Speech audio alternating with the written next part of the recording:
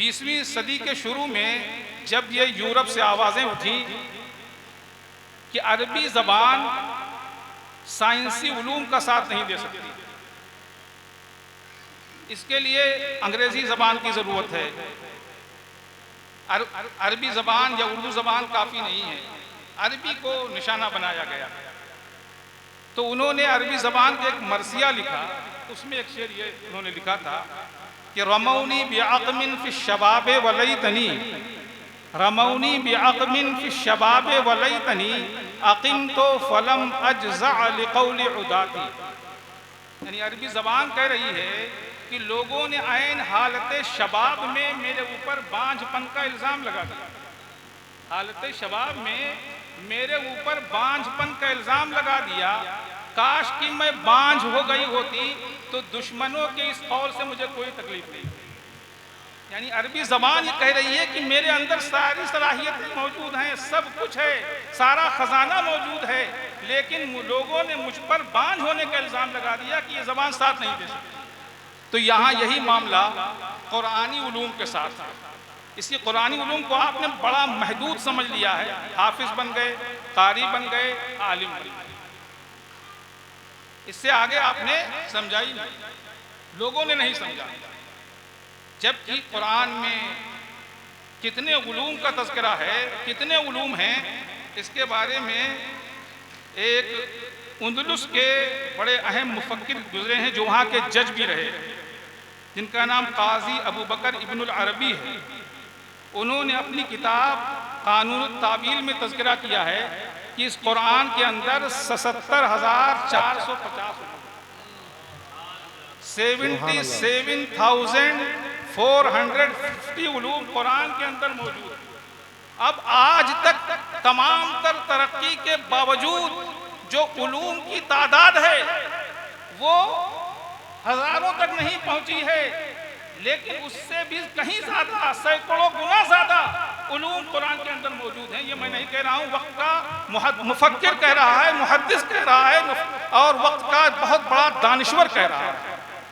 जितने भी उलूम, आप साइंस के मैदान को देख लीजिए, साइंसी मैदान में फिजियोलॉजी है, एनाटमी है, बॉटनी है, सर्जरी है, इसके अलावा जो है इल्म नबातात है, रियाजी है, तबइयात है, जोग्राफी है, केमिस्ट्री है, ये तमाम उनके तमाम उलूम ऐसे हैं, ये तो चंद हैं, सैकड़ों उलूम। आला हज़रत फाज़िल बरेलवी को जो 55 उलूम में मलका हासिल हुआ था वो किसी यूनिवर्सिटी में जाने से नहीं हुआ था, इसी कुरान के मुताले के जरिए से हासिल हुआ। तो अब कुरान ने क्या कहा है, वलल आखिरतु खैरुल लका मिनल ऊला, जिस आयत को मैंने मुंतखब किया है, इसका आयत का तर्जमा ये है कि ऐ महबूब आपकी हर घड़ी, हर आने वाली घड़ी पिछली घड़ी से बेहतर है। ये तो महबूब के लिए, सरकार के लिए है, लेकिन सरकार के सदक़े में सरकार के गुलामों के लिए, क्योंकि कुरान में जो भी खिताब है अक्सर खिताब नबी को किया गया, लेकिन नबी के जरिए से सारी उम्मत से खिताब किया गया। जी। अगर मुसलमान इस्लाम पर सही मानों में कायम व दायम और आमिल है तो उसके हर आने वाली घड़ी पिछली घड़ी से बेहतर है। जी। अगर कोई मुसीबत आती है, परेशानी आती है, तो उसकी वजह यह है क्या है कि कहीं ना कहीं हम में कमी है। किसी ने कहा था कि अंतुमुल आलौना की ख्वाहिश तो है तुमको, मगर अंतुमुल, कुरान ने कहा है कि तुम ही कामयाब रहोगे अगर तुम मोमिन। शायर ने कहा है कि अंतुमुल आलौना की ख्वाहिश तो है तुमको, मगर भूल क्यों जाता है इन कुंतुम की शर्ते अव्वली। भूल क्यों जाता है इन कुंतुम की शर्ते अव्वली। तो अगर सच्चा मुसलमान है तो उसके हर आने वाली घड़ी बेहतर रहेगी।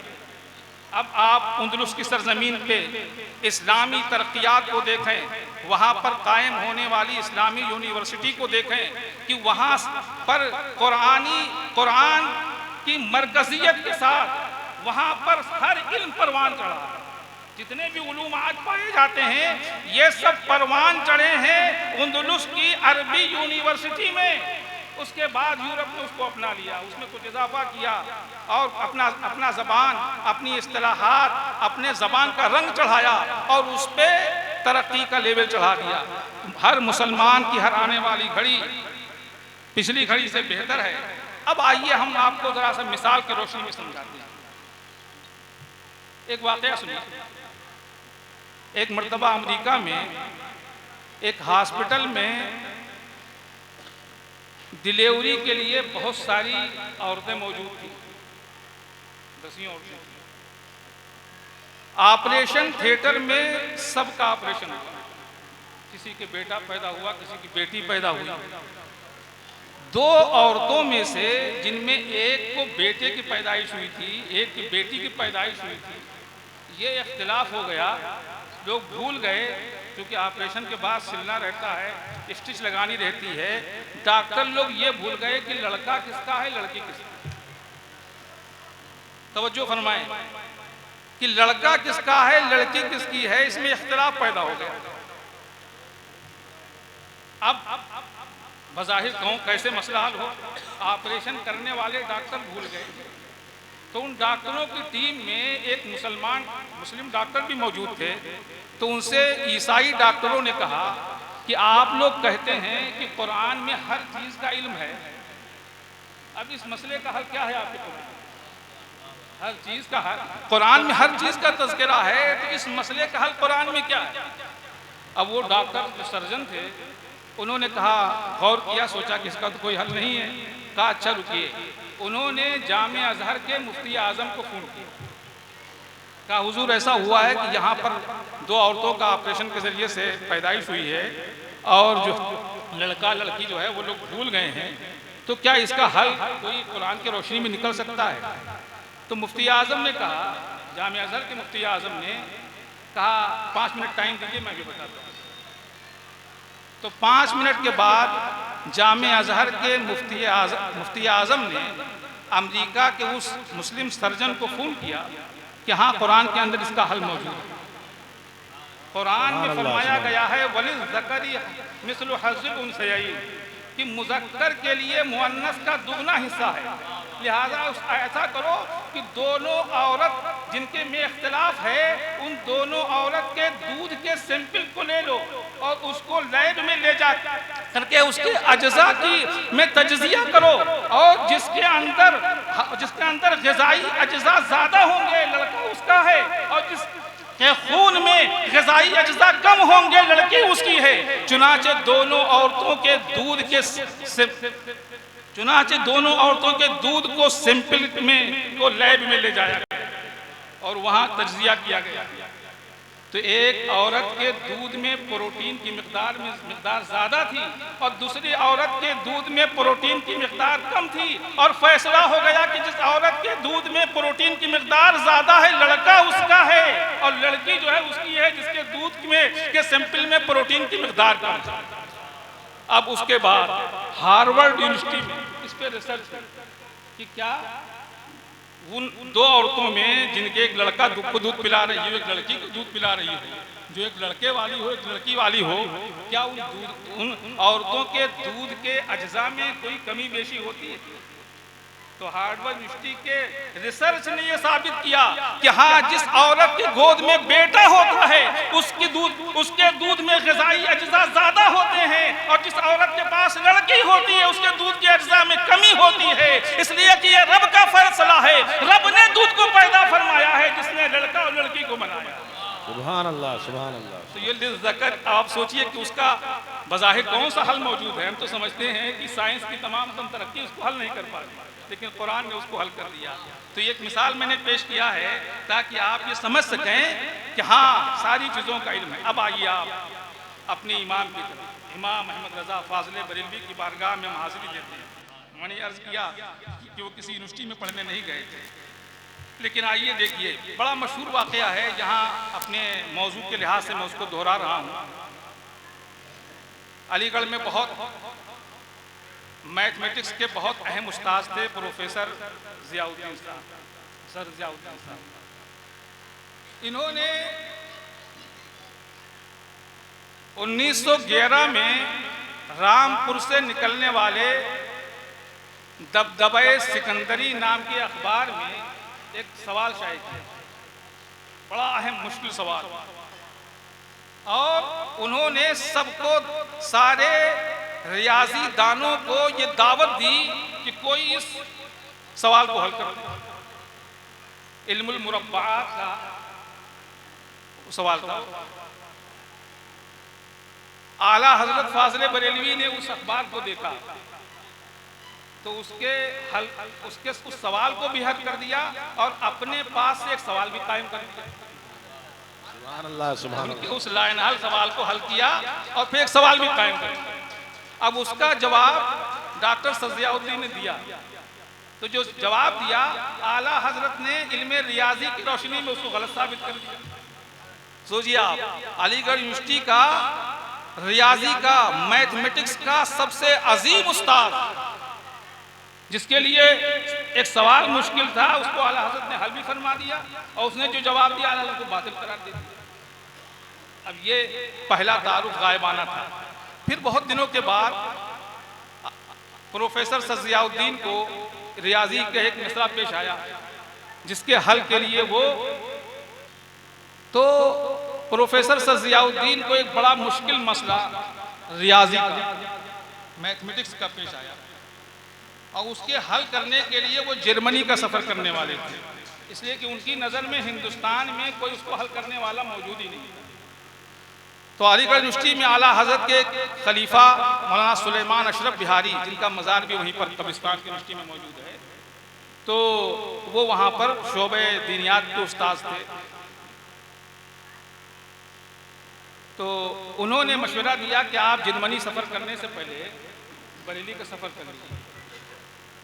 जर्मनी सफ़र करने से पहले बरेली का सफ़र कर लीजिए, बरेली करीब है, ट्रेन जाती है। तो खैर उनके इसरार पर डॉक्टर सज़ियाउद्दीन साहब बरेली गए, और जब बरेली पहुँचे तो आला हज़रत फाज़िल बरेलवी नमाज असर अदा करने के लिए अपने घर से बाहर निकल चुके। मुलाकात हुई, तारुफ हुआ, कहा क्या मसला है?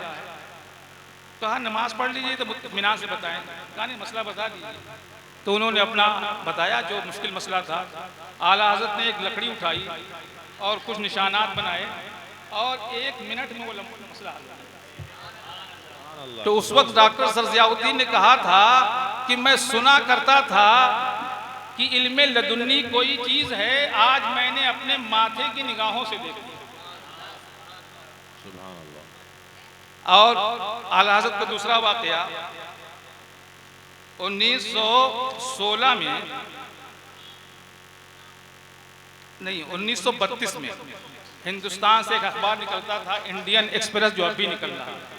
तो 1932 में निकलना शुरू हुआ है। वाक़या ये 1932 से शुरू हुआ है और ये उसके बाद का वाक़या है।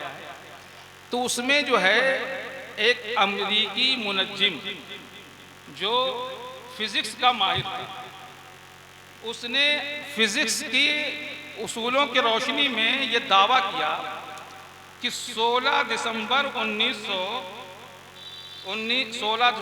1916 को दुनिया में एक बड़ा ऐसा इनकलाब आएगा कि पूरी आधी दुनिया तबाह बर्बाद हो जाएगी, सैयारात का टकराव होगा और क्या क्या होगा, कि गोया की क़यामत आ जाएगी, आधी क़यामत बर्पा हो जाएगी। इंडियन एक्सप्रेस जो ये खबर शाये हुई थी, इसे पूरी दुनिया में कोहराम मच गया। मौलाना ज़फ़रुद्दीन बिहारी अलैहिर्रहमा जो आला हज़रत के खलीफा थे, उन्होंने अखबार का तराशा इमाम अहले सुन्नत के पास भेजा, अंग्रेज़ी अखबार को भेजा। आला हज़रत, ऐसा नहीं कि अंग्रेज़ी नहीं आती थी, पता नहीं कहाँ लोगों ने कह दिया कि अंग्रेज़ी जो है मदरसे में नहीं पढ़ाई जाती है। तो उलमा ऐसे ऐसे माहिर गुजरे हैं कि उन्होंने जो है वो अंग्रेज़ी दानों की भी दिमाग को ठंडा कर दिया। जी जी बेशक, है ना। मौलाना अलीमुद्दीन, मौलाना अब्दुल अलीम मीरठी अलैहिर्रहमा जब जाके यूरोप में इंग्लिश में इस्लाम पे स्पीच दिया करते थे तो लोग डिक्शनरी तलाश किया करते थे। किसी यूनिवर्सिटी के फारिग नहीं थे। तो अज़ीज़ान ने मिल्लत इस्लामिया को अखबार का तराशा आला हज़रत को दिया गया। आला हज़रत ने फिज़िक्स की तालीमात की रोशनी में, फिज़िक्स के उसूलों की रोशनी में ये साबित किया कि 16 दिसंबर 1919 को कोई ऐसा हादसा पेश नहीं आया। सुभान अल्लाह, सुभान अल्लाह। एक अमेरिका का माहिर सियासतदान, माहिर साइंसदान, फिजिक्स का माहिर उस्ताद ये दावा कर रहा है कि दुनिया में कयामत खेज तबाही फैलेगी। और बरेली का बोरिया नशीन आलिम मुजद्दिद फिजिक्स की तालीमात की रोशनी में ये दावा कर रहा है कि कुछ नहीं होगा। अब दुनिया मुंतज़िर है, दुनिया इंतजार कर रही है, दुनिया डरी हुई है, इसलिए कि दुनिया वालों की नज़र में इमाम अहमद रजा की वो उनको उस मकाम का अंदाजा नहीं था। दुनिया समझ रही थी कि अब तबाह हुई है, तब तबाह हुई है, ये हो गया वो हो गया। लेकिन दुनिया की निगाहों ने देखा कि जब 16 दिसंबर की तारीख आई तो जो आला हज़रत फाज़िल बरेलवी ने अपनी तहकीकात की रोशनी में कह दिया था वो हर हर्फ साबित हुआ। और प्रोफेसर अल्बर्ट की जो पेशीन गोई थी बिल्कुल गलत साबित हुई। सुभान अल्लाह। अब फिर मैं अर्ज करना चाहता हूँ कि वो किसी यूनिवर्सिटी में पढ़ने नहीं गए थे, कुरानी उलूम को उन्होंने हासिल किया था। कुरान में हर इल्म को हासिल करने की तालीम दी गई है। इसे कुरान फरमाया गया है इक़रा बिस्मि रब्बिकल लज़ी खलक़ल इंसान मिन अलक़, इक़रा बिस्मि रब्बिकल लज़ी खलक़। अल्लाह ताला उस रब के नाम से पढ़ो जिसने पैदा किया है। अब क्या पैदा किया है, क्या पैदा किया है? उलमाए किराम जानते हैं बलागत का उसूल है कि जब मफूल को हज़फ कर दिया जाए तो वो उमूम का फ़ायदा देता है। मफूल को हज़फ कर दिया जाए तो उमूम का फ़ायदा देता है। यहाँ खलक़ा का मफूल मज़कूर नहीं है तो ये माना होगा कि अल्लाह ताला ने हर शय को पैदा किया है, हर चीज़ को पैदा किया है। ज़मीन को पैदा किया है, आसमान को पैदा किया है, चाँद को पैदा किया है, तारों को पैदा किया है, सबको पैदा किया है। और इस तालीम के पसे मंजर में कहा गया है तो अब आयत का ये मतलब होगा क्या कुरान के मानने वालों, तुम ज़मीन का इल्म भी हासिल करो, तुम आसमान का भी इल्म हासिल करो, तुम सितारों का इल्म भी हासिल करो, तुम चांदो सूरज का भी इल्म हासिल करो, तुम तबईयात को भी हासिल करो, तुम फिजिक्स को भी पढ़ो, तुम केमिस्ट्री को भी पढ़ो, तुम फिजियोलॉजी को भी पढ़ो, तुम एनाटॉमी को भी पढ़ो, तुम दुनिया के हर इल्म को हासिल करो जिसे कि तुम्हारे रब का पैदा किया हुआ।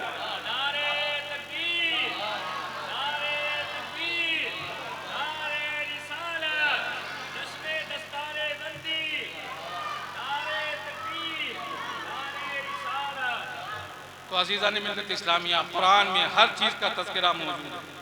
अब इख्तिसार के साथ बहुत सी मिसालें इसकी हैं। बड़े बड़े ऐसे मुस्लिम साइंसदान गुजरे हैं जिन्होंने कुरानी उलूम में महारत हासिल की और फिर जदीद उलूम में, असरी उलूम में उन्होंने वो कमाल हासिल किया कि उनका नाम तारीख़ में सुनहरी हरफों से आज भी लिखा हुआ है। BOMS में एक किताब पढ़ाई जाती है, एक सब्जेक्ट है तारीख़ तिब्ब। उसमें जितने भी अहम मुजिदीन गुजरे हैं और माहिरीन गुजरे हैं उनमें बेशतर मुसलमान सबने कुरानी उलूम के जरिए से हासिल किया। अब हिंदुस्तान को देखिए, हिंदुस्तान में अंग्रेज़ों के आने से पहले यहाँ जो बड़े बड़े मनसब पर लोग फायज होते थे वो कौन होते थे? वो उलमा होते थे, जज बनाए जाते थे, बड़े बड़े फैसले करते थे, वो बड़े बड़े उनसे काम लिए जाते थे, उन्हें बड़े मनसब पर फायज किया जाता था। अंग्रेज जब हिंदुस्तान में आए, अपना कल्चर लाए, अपनी तालीम लाए, अपना लिबास लाए, तो उन्होंने क्या किया? अपनी मक्र की वजह से, अपने फितरी फरेब की वजह से उन्होंने देखा यहाँ तमाम बड़े बड़े मनसब पर उलमा फायज हैं, कैसे इनको किनारे किया जाए। तो उन्होंने एक स्कूल सिस्टम शुरू किया। मदरसे के लोगों को थोड़ी मोड़ी ग्रांट दे करके किनारे कर दिया। ग्रांट ले लो, खुश रहो, 10 लाख रुपया तुमको ग्रांट मिलेगी, अपना मदरसा तुम चलाते रहो, मस्जिद के इमाम बनाते रहो और मदरसे में पढ़ाने वाले तैयार करते रहो, निकाह पढ़ाने के लिए काजी तैयार करते रहो, बाकी सब काम हम करेंगे। अब जो सर्विस के लिए जो शर्तें हुई कि आप इंटर करके आइए, आप BA करके आइए, B.Com करके आइए, वो डिग्री अब जो है उनके वहाँ उसकी अहमियत होगी। उलमा में तो ऐसे लोग गुजरे हैं कि बहुत अच्छे आला किस्म के तबीब थे। आला हज़रत फाज़िल बरेलवी के नुस्खे भी उनकी किताबों में मौजूद हैं। और हज़रत अल्लामा आसी गाज़ीपुरी, ऐसे तबीब थे कि बड़े बड़े बादशाह उनके पास इलाज के लिए आया करते थे। वो एक आलिम दीन थे। तो अजीज़ान मिल्लत इस्लामिया, अंग्रेज़ों ने ये तालीम की तकसीम की, दीनी तालीम और दुनियावी तालीम। दीनी तालीम के नाम पर उलमाए किराम को दीनी तालीम को मदरसों में बंद कर दिया, कैद कर दिया, और उनके लिए दुनियावी मनासिब के रास्ते मसदूद कर दिए। अब वो जज नहीं बन सकते हैं, अब वो फलासफर नहीं बन सकते हैं, अब वो कोई साइंसदान नहीं बन सकते हैं, अब कोई वो मुअर्रिख नहीं बन सकते हैं। उनको मदरसों की चहार दीवारी तक महदूद रहना है। अब जज बनेगा तो कोई दूसरा बनेगा, अब कोई प्रोफेसर बनेगा तो कोई दूसरा बनेगा, अब कोई इंजीनियर बनेगा तो वो मदरसे का नहीं होगा। ये अंग्रेजों की तकसीम की वजह से हुआ। उनके आने से पहले ऐसा हरगिज़ नहीं था। आप इस्लामी तारीख को देख लो, अंदलुस की सरजमीन को देख लो, वहाँ पर कितने इस्लामी फलासफर पैदा हुए। आज भी जामे अजहर यूनिवर्सिटी आपके सामने मिसाल है कि वहाँ के पढ़ने वाले कुरानी उलूम को हासिल करने के बाद इंजीनियर भी बन रहे हैं, डॉक्टर भी बन रहे हैं, फलासफर भी बन रहे हैं, साइंसदान भी बन रहे हैं। जहाँ भी लोगों ने इस पर काम किया है, तो अब हिंदुस्तान में इसकी ज़रूरत महसूस हुई कि अब असरी कॉलेजेस खोले जाए। आपको तो बिल्कुल किनारे कर दिया गया है। आपकी ज़िंदगी को मदरसे से मस्जिद तक महदूद कर दिया गया है। एक वो कहा जाता है इस्तिलाह, बड़ी ख़राब सी इस्तिलाह है, जो कहते भी अच्छा लगता है कि मुल्ला की दौड़ मस्जिद से मदरसे तक, ऐसे ही महदूद कर दिया गया आपको। कितनी कहाँ कुरान का उलूम जिसके अंदर 77,470 उलूम का तज़किरा है, और कहाँ आपको 2-3 इल्म के अंदर 2 चंद या 1 दर्जन के अंदर महदूद कर दिया गया। अब हमारा आलिम या तो खतीब बन रहा है, या वो मुदर्रिस बन रहा है, और या वो शायर बन जाता है। हमारी जिंदगी यहीं तक महदूद हो गई, और हमने अपने जलसों को भी इन्हीं मौज़ूआत तक महदूद कर दिया। हमने अपने मौज़ूआत को में तनव्वुर नहीं पैदा किया। हमको चाहिए था कि हम साइंस उलूम के अंदर के लिए लोगों के अंदर बेदारी पैदा करते। इल्म तबिय्यात के लिए कुरान में क्या है, इल्म फलकियात के लिए कुरान में कौन सी आयत मौजूद है। और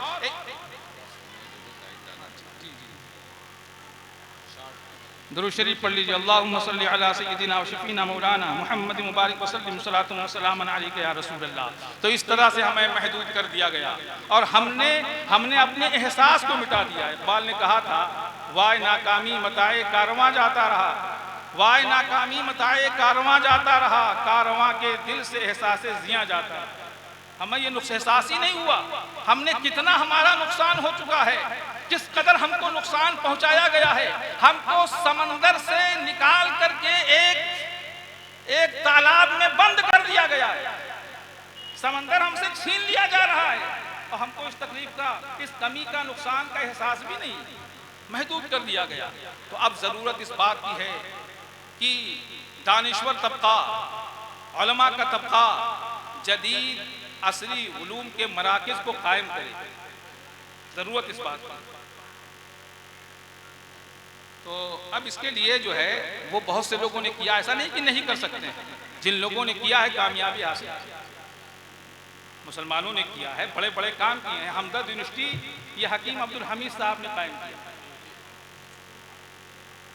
और आज उसे यूनिवर्सिटी में दर्जा हासिल है।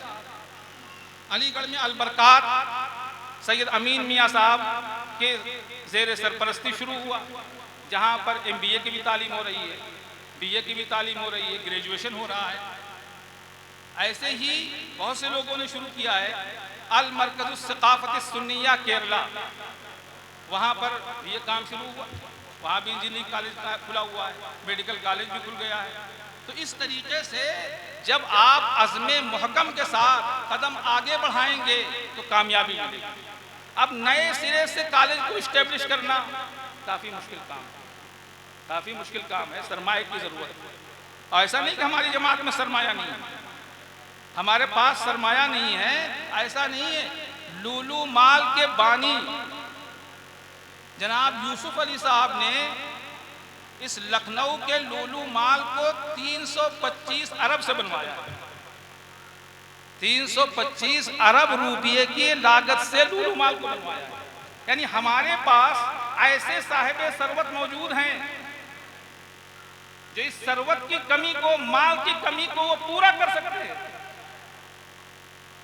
तो अजीज़ान मिल्लत इस्लामिया, एक काम तो यह है कि अपने कॉलेजों को, अपने स्कूलों को, अपने मदारिस को मुनज़्ज़म किया जाए। सबसे बड़ी ज़रूरत इस बात की। अगर हमारे मदारिस मुनज़्ज़म होते, नज़्म व नस्क से, डिसिप्लिन से आगे बढ़ रहे होते, तो आज कुछ और रंग होता, आज कुछ और रंग होता। आप इसको मजीद इसमें आप इजाफा कर सकते थे। आप किसी कोई इदारे की शाख के तौर पर आप इंजीनियरिंग कॉलेज भी खोल सकते थे, मेडिकल कॉलेज भी खोल सकते थे। एक देवबंदी मतलब दूसरे लोगों का है, अक्कल कुआं में इदारा खुला। कहाँ से खुला? मकतब से शुरू। मकतब, उसके बानी वहाँ पर इत्तेफाक से तरावी पढ़ाने गए थे। वहाँ लोगों ने मकतब खोल दिया, अच्छा कुरान पढ़ते थे। मकतब शुरू हुआ, हिफ्ज़ की तालीम शुरू हुई, आलिम की तालीम शुरू हो गई, और उसके बाद पढ़ते पढ़ते वहाँ पर इंजीनियरिंग कॉलेज भी खुल गया और तिब्बिया कॉलेज भी खुल गया, उसके बाद मेडिकल कॉलेज भी खुल गया। कहाँ से? आप जिसको लेके चल रहे हैं, मुनज़्ज़म लेकर करके आप चलिए, फिर आप महसूस करेंगे कि मैं अकेला ही चला था जानिबे मंजिल, मगर लोग साथ आते गए, कारवां बनता गया। कारवां बनेगा। हमारा हाल क्या है कि हम छोटा सा इदारा खोलते हैं और उसी को मुनज़्ज़म नहीं कर पाते। अभी वो पेड़ लगा ही है, उसके अंदर शाखें निकली हैं, अभी उसके अंदर गुंचे नहीं निकले हैं और इख्तिलाफ शुरू हो जाता है, झगड़ा शुरू, लड़ाई शुरू। न जाने क्यों कितने इदारे हमारे आपसी इख्तिलाफात का शिकार हैं। अगर आप अल्लाह की रजा के लिए काम कर रहे हैं, अल्लाह की खुशनुदी के लिए काम कर रहे हैं, तो ये आपसी इख्तिलाफात क्यों हो रहे हैं? क्यों लड़ाइयाँ हो रही हैं? क्यों झगड़े हो रहे हैं? आप तो दीन के लिए कर रहे हैं, और जब झगड़े कर रहे हैं तो इसका मतलब दीन के लिए काम नहीं कर रहे हैं, अपने नफ्स के लिए कर रहे हैं। और नफ्स के लिए जब करेंगे तो कामयाबी नसीब नहीं होगी। अज़ीज़ान मिल्लत इस्लामिया, तो इस तरीके से आज अभी पेशरो ख़तीब मौलाना खालिद शिरानी साहब जो है, इनका तज़किरा भी मैं अपने मौजू से मुताल्लिक़ ज़रूर करूँगा कि इन्होंने वहाँ पर जो है वो एक कॉलेज खोला और दीनी इदारा भी चला रहे हैं, उसी की ब्रांच के तौर पर, उसी की शाख के तौर पर। तो शाख के तौर पर इस तरीके से आप भी तमाम लोग कायम कर सकते हैं। एक अहम काम जो करने का है, अभी आपने सुना होगा कि अरबी मदारिस में फाजिल और कामिल के इम्तिहानात पे रोक लगा दिया। क्यों? कानूनी लिहाज से उसका किसी यूनिवर्सिटी से इल्हाक होना ज़रूरी है। तो ये बताइए, क्या मदारिस के लोग अपने इदारों को यूनिवर्सिटी से मुल्हक नहीं करा सकते? एक दौर वो था जब अलीगढ़ यूनिवर्सिटी के वाइस चांसलर सैयद हामिद साहब ने हिंदुस्तान के तमाम मदारिस का दौरा किया। वो क्या चाहते थे कि मदारिस का यूनिवर्सिटी से इल्हाक हो, लेकिन यही होगा कि हजरत लीजिए ये आपका इल्हाक हो जाए। तो चाहते क्या है कि यूनिवर्सिटी वाले आए कहें हजरत आपके इदारे को हमने इल्हाक कर दिया। ऐसे नहीं होता है, उसका कुछ उसूल होता है, ज़ाब्ता होता है, कुछ उसमें फार्म भरना पड़ेगा, कुछ खानापुरी करनी पड़ेगी, कुछ उसकी तैयारी करनी पड़ेगी, कुछ आपको दौड़ भाग करनी पड़ेगी। तो सैयद हामिद साहब ने सारे बड़े इदारों का दौरा किया। वो चाहते थे कि सारे इदारों को यूनिवर्सिटी से मुल्हक कर दिया जाए, और बहुत से इदारे मुल्हक भी हुए, लेकिन हम पीछे रह गए। तो आज भी बाशूर तबका, दानिश्वर तबका अच्छे ढंग से यूनिवर्सिटी से अपने इदारों का इल्हाक करा सकता है। गवर्नमेंट ने तो एक यूनिवर्सिटी कायम की थी, ख्वाजा मोइनुद्दीन चिश्ती अरबी फारसी यूनिवर्सिटी, वो इसी मकसद के लिए कायम हुई, उसी मकसद के लिए कायम हुई थी, लेकिन उससे इल्हाक क्यों नहीं हो सका? उसके बैनर तले आप क्यों नहीं जमा हो सके, क्यों नहीं इकट्ठा हो सके? तो अज़ीज़ान मिल्लत इस्लामिया, इसके लिए ज़रूरत है, नए कॉलेज खोलने के लिए ज़रूरत है, तो उसके लिए कसीर सरमाए की ज़रूरत है, उसके लिए सखावत उस्मानी की ज़रूरत है, उसके लिए अपने गैर ज़रूरी अखराजात को कम करने की ज़रूरत है। आज हमारी कौम में न जाने कितनी शादियाँ ऐसी होती हैं जो 1 करोड़ से ऊपर पैसा खर्च किया जाता है। 1 करोड़, 2 करोड़, 10 करोड़ रुपया खर्च कर दिया जाता है। लोग कहते हैं इस कौम के पास पैसा नहीं है। बहराइच जैसी सरजमीन जहाँ मैं रहने वाला हूँ, वहाँ कई शादियाँ जो मुझे मालूम हैं जो 1 करोड़ से ऊपर रुपया खर्च किया। इन शादियों के अखराजात को घटाओ, अपने उम्मत के मुस्तकबिल को संवारो। बातें बहुत सी हैं, लेकिन वक्त जो है वो महदूद है। इसलिए जो है मैं आखिरी बात कह करके रुखसत हो जाऊंगा कि बहुत लोग इदारा कायम करते हैं, रिजल्ट सामने नहीं आता है, अच्छा रिजल्ट नहीं आता। क्यों? अल्लाह ताला ने जो एक बात फरमा दी है, ऐलान कर दिया है, मेहनत तो करोगे सब लोग, फल किसे मिलेगा? वल आक़िबतु लिल मुत्तक़ीन, वल आक़िबतु लिल मुत्तक़ीन, अच्छा अंजाम मुत्तकियों के लिए है। और हम ये देखते हैं जिन्होंने तकवा के दामन पर मजबूती से कायम रहते हुए इदारे कायम किए हैं, वो इदारा कामयाब हुआ।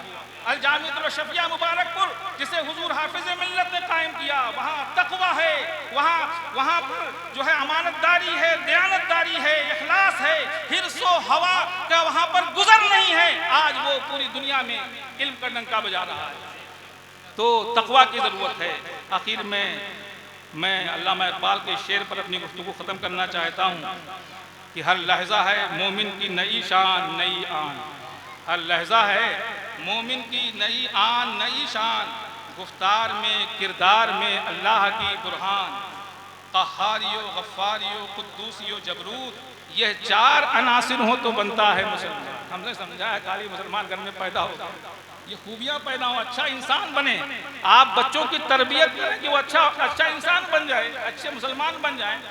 तो क़हारियो गफ़्फ़ारियो क़ुद्दूसियो जबरूत, ये चार अनासिर हो तो बनता है मुसलमान। ये राज किसी को नहीं मालूम कि मोमिन कारी नज़र आता है, हकीकत में है कुरान। और जिससे जिगरे लाला में ठंडक हो वो शबनम, दरियाओं के दिल जिससे दहल जाए वो तूफ़ान। अगर आप इखलास के साथ, मोहब्बत के साथ और अल्लाह की रज़ा के हुसूल के लिए आप किसी इदारे को कायम करेंगे, आगे बढ़ना जाएंगे, मुनज़्ज़म तरीके से चले जाएंगे, तो अल्लाह तबारक व तआला असबाब को मुहैया कर देगा, आपको कामयाबी मिलेगी, यकीनन कामयाबी मिलेगी। इसलिए कि हमारे रब का ऐलान है, वलल आखिरतु खैरुल लका मिनल ऊला, मोमिन की हर आने वाली घड़ी पिछली घड़ी से बेहतर है। अल्लाह तबारक व तआला हम सबको बेहतर कॉलेजेस को चलाने की, इदारों को चलाने की और कामयाब तरीके से उसमें तमाम उलूम को यकजा करने की और अच्छी तरीके से उसको परवान चढ़ाने की तौफीक रफ़ीक अता फरमाए और इस मुख्तसर गुफ्तगू को अपनी बारगाह में कबूल व मकबूल फरमाए। अस्सलामु अलैकुम।